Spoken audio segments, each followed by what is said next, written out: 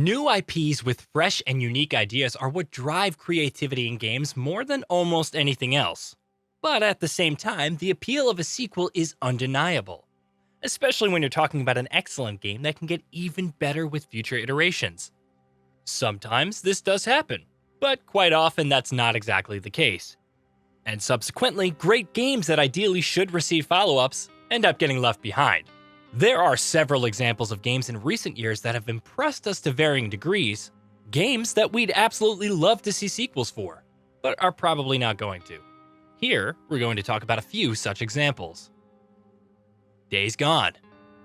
Days Gone didn't live up to the ridiculously high standards that other PlayStation first-party games in recent years have set, but while the game wasn't exactly helped by those unfavorable comparisons, there's no denying that this is an experience worth plenty of its merits.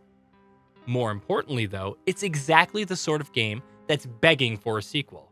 Days Gone had a lot of strengths, but it also had a lot of rough edges. And it's hard to shake the feeling that a sequel that honed in on those strengths and polished out some of those rough edges could have been something truly special. With Sony Bend now working on a new IP, it's hard to be sure if that sequel will ever arrive. The Evil Within 2. The Evil Within 2 was an excellent sequel itself. It took the best parts of its predecessor, but it wasn't beholden to them. In combining the scares and actions of the first game and combining them with its own new semi-open world structure and story ideas, The Evil Within 2 ended up delivering a much more packed, polished, and engaging survival horror experience. It was also a victim of unfortunate circumstances, though, and didn't sell nearly as well as it should have. If The Evil Within had continued its trajectory with an even more improved third installment, The Evil Within 3 would have been one hell of a game. But at this point, it doesn't seem like there will be an Evil Within 3. Deus Ex: Mankind Divided. Deus Ex Revival with 2011's Human Revolution inspired a great deal of confidence in fans of the series, which is why the series' sudden death with the very next game came as such a shock. Deus Ex: Mankind Divided fumbled things in shocking ways, and while the game itself has plenty going for it, its excellent immersive sim gameplay in particular, it also feels like a significant letdown in some crucial ways. The ending, of course, is the biggest one, which brings the story to an abrupt halt just when it seems like things are gaining momentum. It's a huge cliffhanger ending too, which makes the fact that we might never get to see a proper resolution to it all the more frustrating. Neo: The World Ends With You. Fans waited almost 15 years for a follow-up to The World Ends With You, putting up with relentless teases, false countdowns, mobile ports, merchandise, crossovers, and whatnot in this period. When Neo: The World Ends With You finally appeared, it was every bit worth the wait. But here's the thing.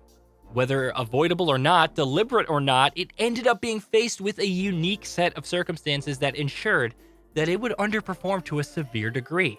So much so, in fact, that it is unlikely a sequel to it will ever actually release. Even more unlikely than a sequel to the original game was. And that's a real shame, because Neo proved that the IP was not just a one-hit wonder, and that it has a lot more to say and a lot more places to go, more than it's been allowed to so far.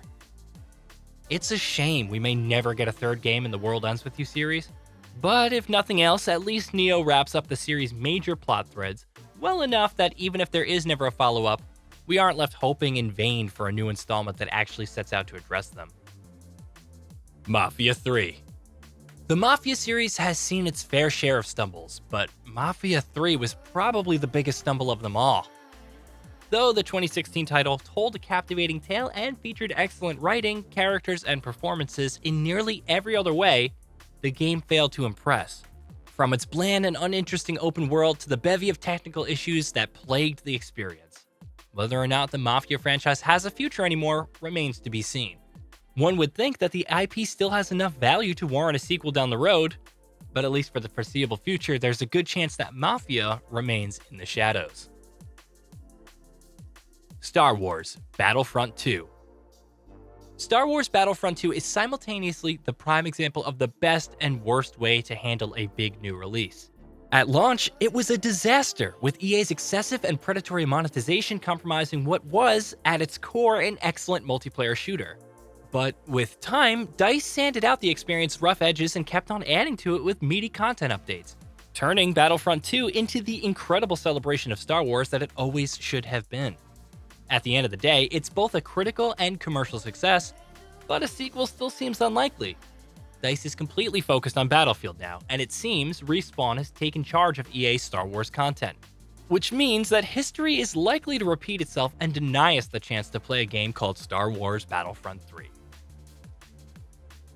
Prey. A number of Arcane-developed games should be in here, but let's go with Prey.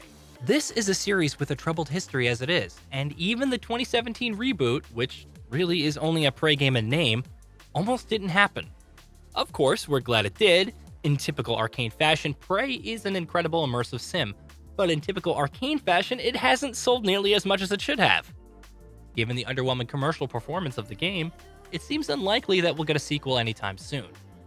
Stranger things have happened, of course, but the odds still seem rather low on this one. Quantum Break. Remedy is on a high these days. We got a brand new Alan Wake announcement, a remaster of the original, Max Payne is getting remakes, and Control, of course, ended up being a huge success for the studio as well. But for those who are hoping that Quantum Break might get a follow-up, we don't have a lot of good news. The original game wasn't a huge critical or commercial hit. The IP is owned by Microsoft, and given all the number of projects Remedy is currently working on, it's unlikely that Quantum Break will ever actually get a sequel.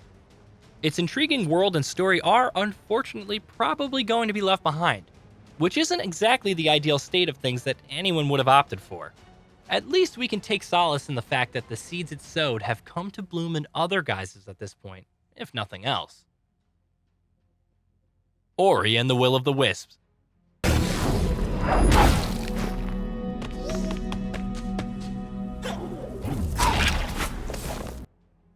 Unlike most other games in this list, the Ori and the Will of the Wisps is a critical and commercial success no matter how you cut it. It's an excellent game that was very well received and sold solid numbers based on that praise. But it also very much seems to be the last of its series, and Will of the Wisps very definitively ends the series' story. Given how excellent both the Ori games are, we'd love nothing more than a sequel, but it's clear to see that it's unlikely to ever happen.